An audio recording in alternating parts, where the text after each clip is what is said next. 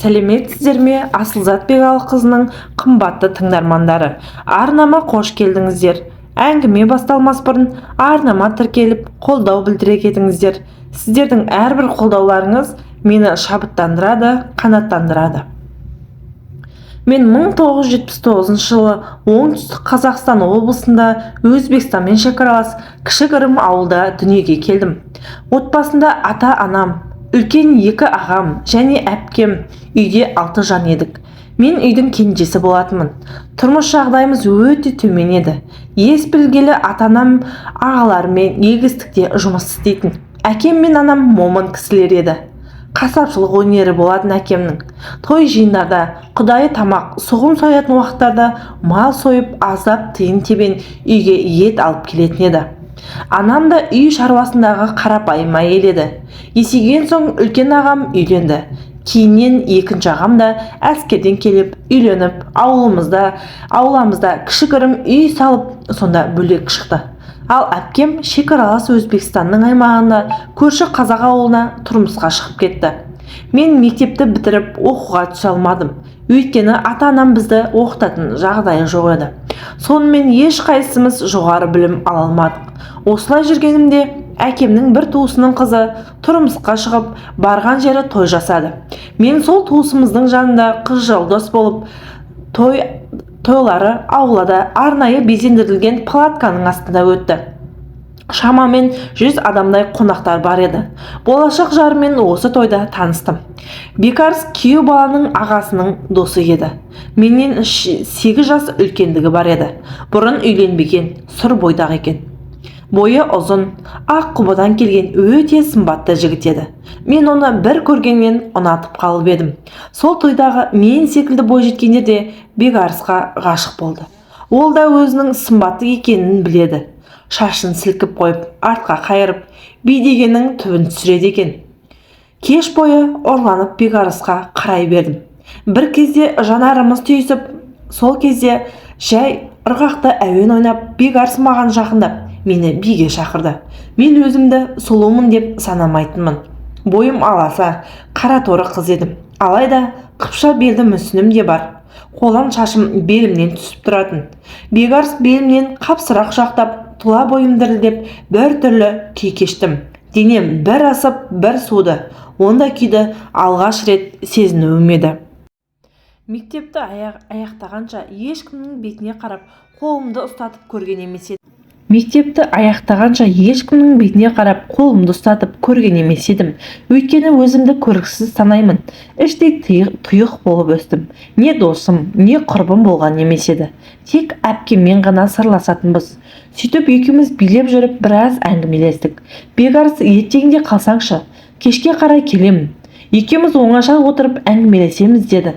Мен оны осы ұсынысына қуанып кеттім бе, бірден келсе кеттім. Өйткені мен оған ғашық болып қалған сияқтымын. Оны қимаймын. Тіпті осы әуен бітпес екен деймін. Сонымен мен қалатын болып, ертесіне кездесетін болып келістік. Той тарқаған соң мен туысымыздың қызы мені ата-анамнан сұрап алып қалуын өтіндім. Ол қуана келісті.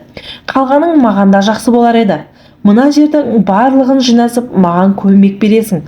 Ертең кешкеде келетін қонақтарымыз бар деп мені ата-анамнан сұрап алып қалды. Анам жарайды, 2 күн бола тұр, сосын өздері әкеліп тастасын деп әкеммен бірге ауылға қайтып кетті. Сөйтіп Гүлсім киімін ауыстырып, тойдан қалған ыдыс-аяқтарды жуып шайып жүргенде түннің бір уағы болды. Ертесіне де келім-кетім кісілер болып, палатканы жинап, көршілерден алған ыдыс-аяқтарды тарқаттық.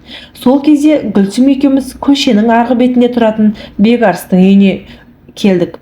Үлкен ет табақтарын апарып бердік. Бекарыс Гүлсімдерге көрші тұрады екен. Көрші екенін өзі маған айтпаған болатын. Оны естігенде іштей қуанып қалдым. Кешеден бері ойымнан кетпей, кешті күтіп, оны көргенше асығып жүредім. Көрші қоланы болғаны қандай жақсы болғаны деп ойлап қойдым. Оны көруге мүмкіндігім бар екен деп қойдым. Бекарыстың үйлері үлкен екен. Сырты қоршалған, дарбазасы биік, ауласы кең екен. Үйден орта жастағы арықтау келген ақ құба апа шықты. Гүлсім иіліп сәлемін берді. Апа, мынау кешегі ет табақтар ғой, әкеліп берейін деп едім. Рахмет сіздерге деп жатыр еді. Апасы, бақытты бол айналайын. Ішке ас үйге кіргізе салшы. Бүйілім ауырып тұрғаны деген соң табақтарды алып ішке кірдік. Менің жүрегім дүрсілдеп барады. Жан жағыма ұрланып қарап, Бекарысты көрсем деймін. Ас бөлмеге кіре бергеніміз сол еді. Тура алдымыздан кесесі бар Бекарыс шыға келді. Екеуміздің жанарымыз түйісіп, менің екі бетім ду ете ысып шыға келді.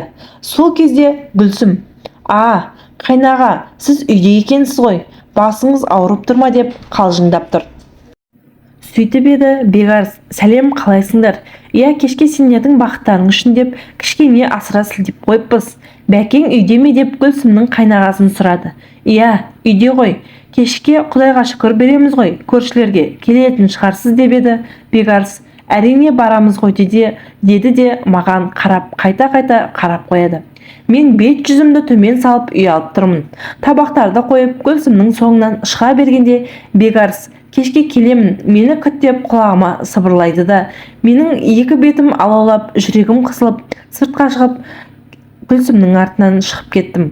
Апасымен қоштасып тұрғанымызда Гүлсім маған сұраулы жүзбен: жаңа қайнаға саған бірдеңе деді ме деп сұрақ қойды. Мен қысылсам да Гүлсімге оны ұнатып қалғанымды айтып едім. Кешке кездесуге шақырғанын айтып, маған онымен кездесуге көмектесші деп едім. Гүлсім күліп жіберді. Ғашық махаббат десеңші деді де, бәке сымбатты жігіт, осы ауыл аймақтың талай сұлуларын өзіне ғашық етіп тастап кеткен. Жасы ұлғайып қалса да әлі үйленген жоқ. Отбасы өте жақсы. Үйінде 3 ұл. Ол сол үйдің үлкені. Отбасы үйіндегілері осы қайнағаны үйлендіре алмай жүр. Саған көзі түсіп пе екен? Байқа Күмісай, ғашық болып ертеңгі күні жылап қалма дегенде аздап көңіл күйім түсіп кетті. Сонда да жүрегім шіркін сананы тыңдағысы келмейді ғой. Сол күні кеш батуын тағатсыздана күтіп жүрдім. Кешке қарай Гүлсім көрші қолаңға Құдайға шүкір деп тамақ берді. Гүлсім осы қара шаңырақтағы келін болатын. Мен оған дастархан жасасып, қонақ күтісіп, көмектесіп жүрмін. Осы кезде Бекарыстың анасы маған қайта-қайта қарап, жанында Гүлсімнің анасы екеуі сыбырлап, маған қарап бірнәрсе айтып жатыр. Гүлсім сыбырлап: сені сыртта Бекарыс шақырып тұр. Үйдің артындағы бақшада көп жоғалып кетпе деп ескертіп шығарып жерді. Жүрегім атша тулап үйдің артына бардым. Барсам, бәке мені күтіп тұр екен.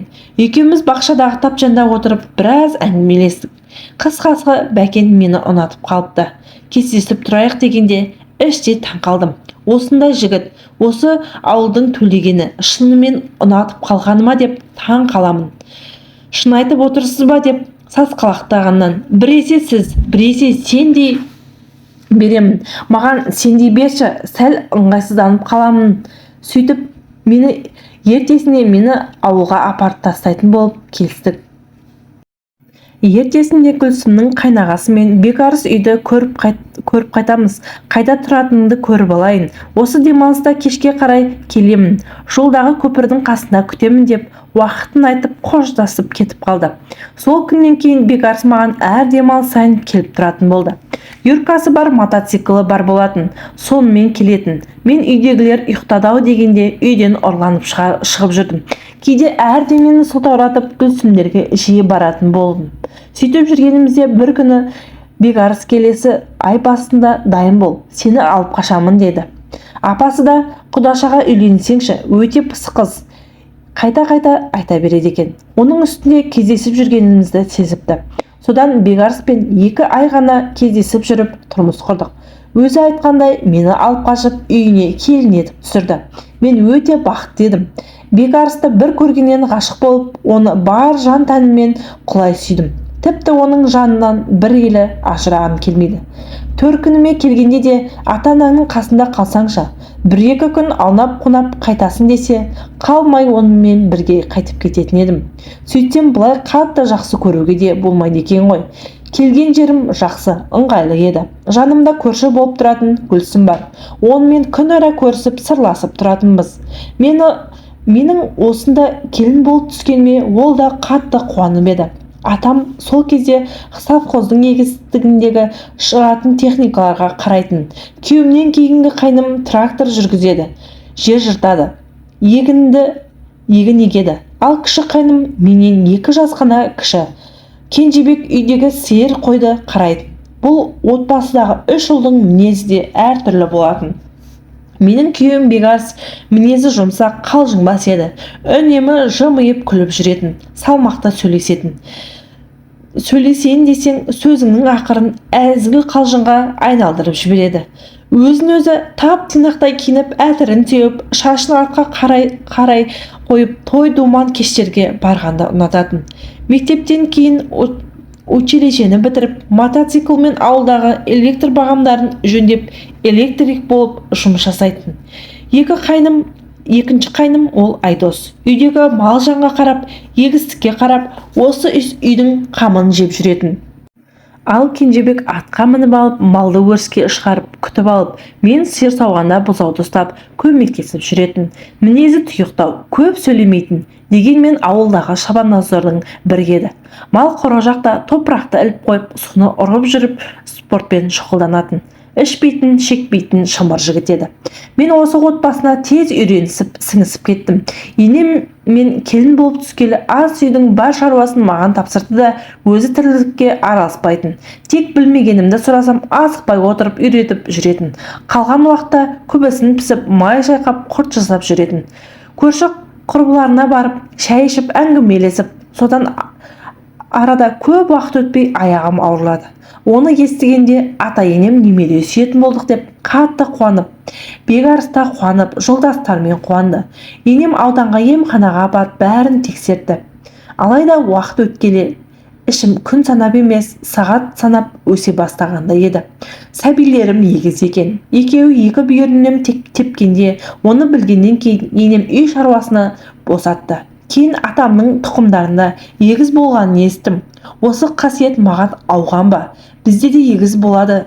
Ақырында дайындала бастадым. Ай күнім жақындаған сайын жүріп тұруым қиындай бастады. Ішім үлкейіп, бойым аласалау. Бекарыс, сен үрлеп қойған шар сияқтысың деп қалжыңдап күлетін. Сонымен егіздерім мерзімнен бұрын дүние есігін ашты. Аман есен босанып алдым. Екеуі де ұл болды. Үйдегілер қатты қуанды. Бекарыс та ауруханаға күнде келетін. Ұлдарын терезеден көрсетіп, сөйтіп деніміз сау, жағдайымыз жақсы. Ауруханадан шығып үйге келдік. Атам бір қойын сойып, Гүлсім келіп біздікінде дастархан жайып, көмектесіп жүр. Өзімнің әке-шешем, жеңгелерім бәрі құтты болсын айтып келген. Бекарыстың 2 досы да келген әйелдермен. Сөйтіп бізді улап-шулап қарсы алды.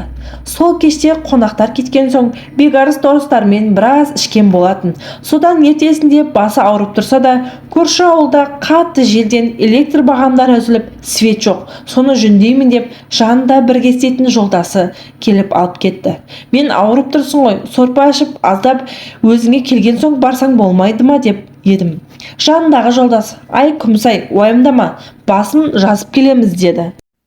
Ауылда свет жоқ деп шулап жатыр, бармасақ болмайды деп күйеуімді асықтырып алып кетті. Сол күні көңілім бір түрлі қобалжулы болды. Жаным жай таба алмай қойды. Сөйтсем мұның бекер емес екен. Күйеуім сол ауылда жолдасымен бара жатқанда, солай жолдасы дүкеннен 100 грамм алып Бекарысқа беріп, басын жазып берген. Осымен қоймай электр қуатының басына менің күйеуімді шығарыпты. Содан үзілген жоғары электр вольтсымен жалғаймын деп Бекарысымды тоғырып, сол жерде тіл тартпай кетті. Оны естігенде есімнен танып құладым. Оның денесін әкелгенде оны көріп, тағы есімді жоғалтып, жүрегім қарс айналды. Сене алмадым. Жылай-жылай көз жасымды таусылды. Даусым шықпай, бұл жағдай барлығымызға ауыр тиді. Сөйтіп жанымда шегедей жеп, кеше ғана ана атанып едім. Бүгін қара жамылып, тас жесір атанып, тірі өлікке айналдым. Балаларымды қарауға мұршам болмай, қайта Гүлсім келіп қарасып тұрды. Ол да менен бұрын сәбилі болған. Содан уақыт тауып, шомылдырып, ананы мынаны үйретіп, арасында емісіп беретін еді. Осылай жүргенімде бір күні енем кіріп, қызым, Құдайдың ісіне не шара? Барлығымыз қайғыдан қан жұтып отырмыз. Баламнан айырылу маған да оңай тимеді. Амал қанша? Сен де енді анасың, балаларыңды ойла қарағым. Олар Бекүштайымның көзі ғой, есіңді жи қарағым. Ауырып қаласың. Сен ауырсаң мына шақалықтарыңа кім қарайды? Қырқынан шығарып ширағанша күтім керек, есіңді жишы айналайын, деп еді. Мен жылап қалдым. Осы кезде енеме қарасам, бірнеше жылға қартайып кеткен сияқты. Оны аяумен апа деп енемді құшақтай алып, екеуміз солқылдай біраз жылап алдық. Біздің даусымыздан балалар да жылай берді. Енем екеуміз шақалақтарымды бесікке салып, екі жақта тербетіп, осылай жүріп бекарыстың жетісін бердік. Артынан біз қырқымыздан шығарып, күйеуімнің қырқысын өткізіп алдық. Басында қандай қайғы болса да, денесінде жаның болған соң сүйретіліп жүре береді екен ғой. Санамды жаулаған мың сұрақ. Енді не істеймін деп, бекарсыз қалай өмір сүремін деп, бос ойлардың шырмалып күндерім өтіп жатты. Әке шешем күйеуімнің қырқын өткізіп болғанша үнсіз, үйдегілер де үнсіз. Әркімнің өз қайғысы ішінде. Бекарыстың жүзі өткен соң атамның туыстары қалып, үйдегілер барлығы жиналып мені шақырды. Ойымда ештеңе жоқ. Дастарханның төменгі жағында шай құйып отырғаным бір кезде атамның үлкен ағасы сөз бастады. Бекарысымыз арыстандай азаматымыздан қапыда айырылып қалдық. Жақсы адам жаратқанға да керек екен. Бұған да шүкір. Артында тұяғы қалды. Келін шырағым, сен әлі жассың. Маған қарап сөйлегенде не айтайын деп отыр екен деп ойым сан сақа кетті. Сөйтсем атамыз, күйеуің кетіп жастай жесір қалдың. Алайда қазақ жесірін қаңғыртып қоймаған. Сол секілді ежелгі әмеңгерлік дәстүріміз ұстанып, мына бекарысымыздың тұяғын жетімсіретпей, сені өз әулетімізге алып қалу үшін сені мына қайның Айдоспен некеңді қияйын деп айтқанда тамағыма тас тұрып қалғандай болды. Айдос бекарыстан кейінгі тракторшы қайным еді. Оның да бұдан хабары жоқ-ау. Аузы ашылып маған қарап. Екеуміздің жанарымыз түйісіп қалды. Екеуміз де ұялып көзімізді екі жаққа тайдырып әкеттік. Ішім алай-дүлей болып жатса да үлкендердің алдында әдеп сақтауым керек. Отырған орнымда тас мүсіндей қатып қалдым. Бір кезде Айдос орнынан тұрып, ағамның әйеліне, жеңгеме үйлендірмекшісіңдер ме? Ол не сұмдық? Жеңгемді қалай қатын етемін? Не салт дәстүр миға қонбайтын деп, өлсем де жеңгеме үйленбеймін деп орнынан тұрды да үйден атып шығып кетті. Тракторын гүрілдетіп оталдырып кетті де қалды. Үйдегілер аңтарылып отырып қалды. Мен балаларымды қарап келейін деп өз бөлмеме кіре салып едім, еңіреп жылап алдым. Бұл не сұмдық? Қайныммен қосқандары не сұмдық деп өзегім өртеніп өксіп отыр едім. Бөлмеме Гүлсім кіріп келді. Оны көре сала іштегі шерімді айттым. Гүлсім, мен сені түсінемін, Күмісай. Алайда енді бекарыс жоқ. Өзің демес балаларыңды ойлашы. Төркініңе барғаның мен әке шешеңде мәңгілік емес қой. Екі балаң мен сені жеңгелерің сыйдырама. Олар сыйдырмаса өзің бағасың. Өсіремін дерсің. Алайда қалай бағасың? Бір емес екі бала ғой. Сосын сенің де не дипломың, не мамандығың жоқ. Әмеңгерлік деген біздің бұрыннан келе жатқан дәстүр ғой. Менің ақылымды алсаң, осы үйренген жерінде қал. Қайныңа тұрмысқа шық деп ақылын айтып, ойланып қарасаң, оныкі де дұрыс. Сөзінің жаны бар секілді. Бірақ Айдос ше, сол күні қайныным Айдос ашуланып шығып кетті ғой. Содан үйдегі кісілердің барлығы тараған соң түннің бір уағында келді. Мен ас бөлмеде жалғыз өзім шай ішіп отыр едім. Екі балам кезек-кезек емеді. Сол себепті тез қарным ашып кете беретін. Асқа тәбетін тартпаса да балаларыма сүт керек. Сондықтан түннің бір уағында тұрып тамақ жеп шай ішемін. Айдос үйге кіріп ас бөлмеде отырған мені көрді де бұрылып осында келді. Мен үнсіз шайымды ішіп отыра бердім. Сөйтіп едім, Айдос маған қарама қарсы орындыққа отырып, неге ұйықтамай отырсың деп. Ұйқы қашқалы біраз болды ғой деп едім. Үндемей отырды да, Күмісай жеңеше, мен сені де кішкентай інілерімді де жақсы көремін. Бірақ саған әйелім ретінде қарай алмаймын. Жасың менен кіші болса да жолың үлкен ғой. Сен жеңгемсің. солай болып қала бересің. Ағам кеткеннен кейін сені бұл үйден қуып жатқан ешкім жоқ. Балаларыңмен тұра бер. Барлығымыз саған көмектесеміз дейді. Мен болсам, жақсы. Айдос, шаршаған боларсың. Барып ұйықтасаңшы, дедім де орнымнан тұрып өз бөлмеме кетіп қалдым. Бөлмеме келген соң тағы да дөңбекшіп ұйықтай алмадым. Ата-анам бүгінде бекарыстың жиынына келді де кетті. Олар неге үнсіз жүр екен? Мен мұнда күйеуімсіз қалай тұра бермекпін? Не алып кетеміз демейді. Енді не істеймін? Өзім мен балаларым қалай өмір сүреді екенбіз? Бекарыс, қалай ғана тастап кете бардың? Деп күйеуіме айтып, көңілім босап, күйеуімнің суретін құшақтап, соқылдап жылап алдым. Үйдегілер мені барынша қолдауға тырысты. Атам мен енем күндіз 2 баланы бесікке салып, 2 жақта тербетіп отыратын. Енем, біз өзіміз ұйықтатамыз балаларды. Сен де кішкене барып ұйықтап демалып алсаңшы. Көздерің шүңірейіп барады. Түнімен ұйықтамай шаршаған боларсың деп жаны ашып тұратын. Ата енем обалы не керек, туған әке-шешемдей болды. Осылай жүргенімде бір күні атам мен апам барлығы отырып әңгімелесіп, әмеңгерлік мәселені тағы қозғады. Қайнатамның айтуынша, менің әке-шешем бұл істен хабарлары бар екен. Кешегі жолы атам әкеммен сөйлескен екен. Олар қарсы болмапты. Сөйтіп баталарын беріп кеткен екен. Алайда Айдос тағы қарсы болып сөйлей бастап еді. Атам: «Әй бала, сен үйленбесең жарайды, қоя салшы. Алайда мен қос немеремді жатқа жібермеймін. Ағаларының көзі артындағы тұяғын жетімсіретпей, өз үйімде мына апаң екеуміздің жанымда өсіремін. Сен қоя сал, Кенжебекті некелестіремін» дегенде Айдостың аузы ашылып қалды. Кенжебек үндемей сабырлы қалпын сақтап отыр. Айдос: «Міндетті түрде үйленуіміз керек пе? Ешкім жеңеме кет деп жатқан жоқ. Осында тұра берсін. Біз Айдос тағы қарсы болып сөйлей бастап еді. Атам: «Әй бала, сен үйленбесең жарайды, қоя салшы. Алайда мен қос немеремді жатқа жібермеймін. Ағаларының көзін артындағы тұяғын жетімсіретпей, өз үйімде мына апаң екеуміздің жанымызда өсіремін. Сен қоя сал, Кенжебекті некелестіремін» дегенде Айдостың аузы ашылып қалды. Кенжебек үндемей сабырлы қалпын сақтап отыр. Айдос: «Міндетті түрде үйленуіміз қажет пе? Ешкім жеңгеме кет деп жатқан жоқ. Осында тұра берсін. Біз әрқашан көмектесіп тұрамыз», дей беріп еді. Енем: «Айдос, олай болмайды. Ертеңгі күні кім бар, кім жоқ, Құдай біледі. Балаларға әке керек. Сендер олардың туғандарсыңдар.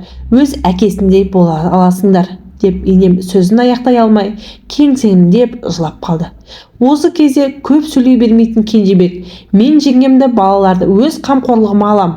Оларды ешқашан тастамаймын. Мен үйленем жеңгеме. Осымен сөз бітсін. Ертең некемізді қиыңдар», деп тоқ еткізді. Аң-таң болып қалдым. Атам мен апам Кенжебектің бұл шешіміне риза болғандай, жүздерінен бір қуанышта байқағандай болдым. Бөлмеме келген соң ішім және алай-дүлей болып, қорқыныш, уайым. Сөйтіп ертесінде атам бір қойды сойып, үлкен аталарымыз бен ең жақын деген туыстарымыз, жақын араласып жүрген көршілерімізді шақырып, бір тамақ жасап, Кенжебек екеуміздің некемізді қиғызып үйлендірді. Сол түні қайным екеуміз бір бөлмеде ұйықтағанымыз болмаса, Кенжебек маған саусағының ұшында тигізген жоқ. Екеуміз бір-бірімізден қысылатынбыз. Ол өзі көп сөйлемейтін тұйық жігіт, менен 2 жас қана кіші еді. Кенжебек сыртқа ешқандай эмоциясын білдірмейтін, үндемей бір қалыпта жүре беретін. Ал мен іштей амалсыздан көндіккенмен осы үйдегілерден, тіпті көршілерден қатты қысылатынмын. Сөйтіп кіші қайныніме әмеңгерлік дәстүрімен тұрмысқа шығып, әркім баяғыша өз жұмыстарына кірісіп, мен күнде сол үй тіршілігі, балаларға қараймын. Кенжебек екеуміздің арақатынасымыз осылай қайнымен жеңге секілді. Күнде сол бір бөлмеде жатқанымыз болмаса, бір-бірімізге жақындамаймыз. Алайда мен үшін жалғыз жатқаннан қайнымның пысылдап жатқаны көңіліме бір тыныштық сыйлайтын еді. Кейде балалардың бәрі қыңқылдап екеуін емізіп үлгере алмай жатсам, Кенжебек тұрып, екеуін аяғына жастыққа салып, емізігін беріп тербетіп жұбата тұратын. Жанымда үнемі көмек беретін. Кейде бала емізіп отырып, қайныма зер салып қарасам, Бекарысқа қарағанда Кенжебек кең иықты, шағын денелі шымыр жігіт, мінезде салмақты болып, жүзі күнге күйген, үстінен өзінен ердің иісі шығып тұратын. Кенжебек екеуміз нағыз отбасы болып тұра бастадық. Бұрындары байқамаған екенмін. Қайныным орта буын білімі бар болғанымен кітапты көп оқиды екен. Жан-жақты. Маған рухани тұрғыдан көп көмектесе бастады. Балаларға да ерекше мейіріммен қарасты. Екеуміз ерте тұрып сиыр сауға, мал қорға барамыз. Ол бұзауды еміздіріп байлап, мен сиырларды сауып болғанша жанымда тұратын. Әңгіме айтып, көңілімді аулайтын.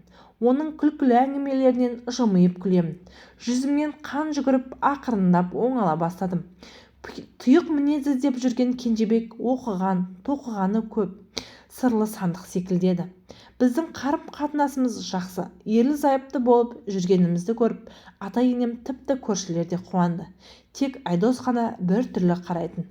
Оның көз қарасына сендер сатқынсыңдар, Бекарысты ұмытып екеуің ыржың-тыржың етіп жүрсіңдер дейтіндей, бір түрлі жақтырмай қарайтындай секілді.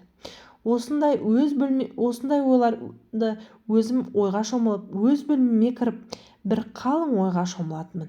Мен шынымен сүйгенімді, Бекарысымды тез ұмытып кеттім бе? Амалым қанша? Тағдырымыз осылай болды ғой деп өзім ақтағандай болам. Алайда Кенжебектің жанында бар қайғымды ұмыта бастағандай едім. Балаларыма емірене қарап, еркелетіп, өмірдің ағымымен жүріп, осылай уақыт сырғып өтіп, балалар өсіп, Бекарыстың жылдығасын бердік. Арадан бір ай өтпей Айдос аяқ астынан үйленемін дегенде барлығымыз таң қалып, несіне таң қаласыңдар?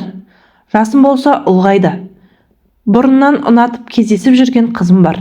Енді үйленемін бе деп жүргенде ағам қайтыс болып, енді жылы өтсін деп жүргенде дегенде барлығымыз бір-бірімізге қарап Айдостың жағдайын үнсіз тыңдадық. Айдостың қалыңдығы көрші ауылда мектепте мұғалім болып жұмыс істейді екен. Екеуі кездесіп жүргеніне біраз уақыт болған екен. Қалыңдығы осынша уақыт Айдосты күтіп жүргеніне қарағанда оны қатты жақсы көреді екен деп ойладым. Сөйтіп Айдос қалыңдығын алып қашып келіп, ауылдағыларға беташа жасап қоя салдық. Айдостың өзі осылай деп шешті. Сонымен мен абысынды болдым. Бекарысқа тұрмысқа шыққанымда осы үйдің үлкен келіні едім. Әмеңгерлікпен Кенжебекке қосылып, осы үйдің кіші келіні болдым. Айдос үйленген соң қолым ұзарып қалды. Бос уақытымды пайдаланып, балаларға енемдер қарасатын. Атам екеуі жандарынан ертіп алып қонаққа кеткенде балаларымды сол кісілерден қалмайтын. Кейін балалар да ата-апасының қастарында жататын болды. Біз Кенжебек екеуміз оңаша қалдық. Қайныным қызуқанды еді. Жауырыны қақпақтай шымыр жігіт болатын. Мен оның қасында өзімді қуыршақтай сезінетінмін. Жас айырмашылығымыз уақыт өте келе білінбей кетті. Кенжебек мені еркелетіп, көңілімді аулап, Бекарысты ұмытуыма себепкер болды. Күн санап оны жақсы көре бастадым. Осылай жүргенімде бір күні Кенжебек: "Күмісай, сен оқи алмай қалдың деп айтқаның бар еді ғой. Әлі де оқып ал, бір маман иесі боласың ғой. Оқимын десең қалаға барып құжат тапсырып көрейік деп айтқанда, мен таңдана әрі ойланып отырып қалдым. Білмеймін, атамдар не дейді екен? Балалар бар деп едім. Олармен өзім сөйлесем. Бас сен оқысаң болды. Үйде жеңгем бар, балалар бәрібір ата-апасының жанында шықпай жүреді. Сен де оқып алсаң, абысының секілді жұмыс жасайсың. Қашанғы сиыр сауып, үй шаруасымен жүре бересің. Жұмыс істегенің өзіңе де бізге де пайда. Ойлана қарасам, ол ұсынысы Кенжебектің маған ұнады. Сөйтіп ата-енеммен сөйлесіп еді, олар да бізді құптай кетті. Мені оқытатын болды. Түнде екеуміз құжаттарымды реттеп, қалаға барып медициналық колледжге оқуға тапсырдық. Ауылға жақын болатын. Үйден қатынап оқитын болдым. Көңілім көтеріліп, оқысам деген арманым орындалатын болды. Сөйтіп ақырындап оқуға дайындала бастадым. Осылай жүргенімде аудандағы үлкен көкпарда біздің ат құлағында ойнайтын Шабандоз Кенжебек бас жүлдеде автокөлік жеңіп алды. Ол кезде Жигули деген күшті көлік еді. Қуанышымызда шек болмады. Бұл біздің үйдегі алғашқы көлік еді. Үйдегілер көрші-қолаңды үйге шақырып тамақ берді. Сөйтіп Кенжебек мені жиі оқуға барып жүрді. Арасында такси жүргізіп ақша табып мен студент атандым. Бар ықыласым сабақта болды. Осылай жүріп колледжді тамамдайтын уақыт жақындағанда аяғым ауырласып ұл босандым. Бекарыстан туған ұлдарым Кенжебекті папа дейтін, оны әкеміз деп ойлайтын. Оларға бұл жағдайдың барлығын кейін қалай айтып береміз деп кейде уайымдайтынмын. Сөйтіп барлығын уақыттың емшісіне қойып, өскен соң көре жатармыз деп өз-өзімді жұбатып қоятынмын. Диплом алып ұлды болдым. Ата-енемдермен бірге тұрып жаттық. Сол жылы Айдостар ауылдағы атам баяғыда бізге деп алып қойған жерге үй салып бөлек шықты. Біз қара шаңырақта қалдық. Содан кенжеден туған ұлым 1 жасқа толмай тағы аяғым ауырлап қызды болдым. Сонымен 4 баланың анасы атандым. Ата-енемен берекелі қара шаңырақта тұрып жаттық. Ол кісілер әлде де бақуатты, жанымызда. Жаратқанға шүкір деймін. Ұлдарым мен қызымыз есейіп келеді. Өзім емханада жұмыс істеймін. Тағдырыма осылайша әмеңгерлік дәстүрімен қайныніме тұрмысқа шыққаныма өкінбеймін. Мұның барлығы жаратқанның ісі шығар деп ойлаймын. Мен тек осы жағдайларға көндіктім, мойын сұндым. Бекарысымды ұмытқан емеспін. Ол қашанда менің жүрегімде. Адам баласы туылғанда жаратқанның пешенесіне жазғанын көре береді екен ғой. Көресіңді көрмей көрге кірмейсің дегендей, басында қандай сынақ түссе де соны көтеріп жеңіп шығу қажет екен. Құдай да көтере алатын құлына береді екен. Жастайымнан жесір қалып, қапыда сүйген жарымнан айырылып қалғанымда мен үшін өмір тоқтап қалғандай болатын. Енді іштей қатты күйзелдім. Қалайда балаларым үшін өмір сүру керекпін. Әке-шешемдей болып кеткен ата-енемнің қолдауларының, демеуінің арқасында есімді жидым. Обалы не керек? Сіздер маған әлі күнге дейін қыздарыңыздай қарап келесіздер деп көз жасыма ерік бердім. Жаңа ана атанғаннан кейін жолдасымнан айырылып, есімді жия алмай 2 баламмен жанарым жасқа шыланып, ертеңгі күнімді ойлап, жәутеңдеп жүргенмін. Гүлсім айтқандай, әмеңгерлік дәстүрмен тұрмысқа шығып, балаларым үшін ең дұрысы осы деп ойлап, үлкендердің айтқандарына тыңдадым. Кенжебек қайныным дегенмен балаларымның туысқаны, үйренген жер, жылы ордамыз, бізді жақсы көріп қадірлейтін ата-енем шаңырағында қалғаным дұрыс деп шештім. Оның үстіне әке-шешем мен бауырларым мені алып кетуге қарасуға ыңғай білдірмеді. Атам әкеммен сөйлескенде бірден келісім берді. Мен үшін осы дұрыс деп шешкен екен. Амал жоқ. Мен қаншалықты ерсіз сұмдық секілді көрінгенмен көндігуге, мойындауға тура келді. Бағыма орай қайныным өте жақсы жігіт еді. Мені бар болмысымен қабылдап, сол уақыттан кейін тартылмай сүйіспеншілікпен, сыйластықпен өмір сүріп келеміз. Сол кездері маған ең ауыр соққаны кейде өзімді іштей бекарысқа сатқындық жасап жүргендей сезінетінмін. Ауылымыз кішкентай, барлығы бірін-бірі таниды. Алғасында Кенжебектің достары сыртымыздан бір түрлі қарап көп сөз қылады. Осы жайттар маған да Кенжебекке де психологиялық тұрғыдан ауыр тиді. Ауылымызда әмеңгерлік дәстүрімен үйленген біз ғанамыз. Ес білгелі мұндайды туып өскен өңірімде естіген емеспін. Тек кейін ғана барлығының көзі үйреніп, өз-өзімізбен толыққанды отбасы болып өмір сүре бастадық. Менің бағыма орай түскен жерім жақсы болды. Сол кісілердің арқасында бүгінде осылай жетіп отырмын. Бекарыстан туған егіздеріме отбасы болып отырып, бар шындықты, бар жағдайда еш бүкпей айтып түсіндірдік. Ата мен әженің тәрбиесінде өскен балаларым маған түсіністікпен қарап, шындықты білген соң Кенжебекке деген қарым-қатынастарын да өзгерткен жоқ. Оны өз әкеміз деп, әрине қыздай қосылып сүйген жарымен бір жастықта кәртеп, бала-шағаның қызығын көруге не жетсін? Тағдырым осылай болды. Жолдасым Бекарыстың бейнесі мәңгілік қалды жүрегімде.